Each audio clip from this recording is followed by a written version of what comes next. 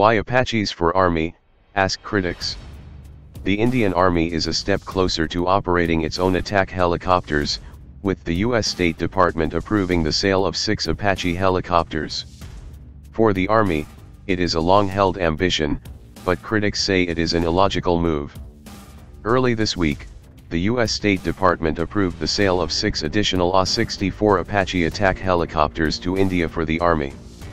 The Defense Security Cooperation Agency, DSCA, said the deal would be worth $930 million. Right now, the Army operates only smaller Cheetah and ALH, advanced light helicopters, that weigh less than 5 tons. All bigger helicopters, including the Mi-35 attack helicopters, and fixed-wing aircraft are operated by the Indian Air Force, IAF.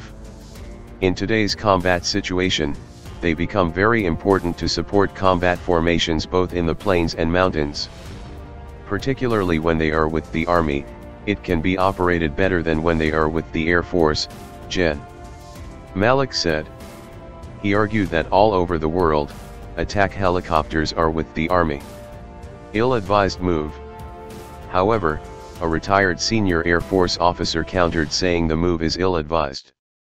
For operational reasons, logistics, and other factors, these helicopters should be with the Air Force. We built our first attack helicopter squadron with fighter pilots, he pointed out. Will the Army have its own dedicated maintenance division or will the Air Force maintain them, he asks.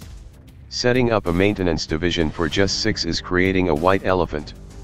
If the Air Force is going to do it, then the Army will get to blame the Air Force whenever it wants to, he said.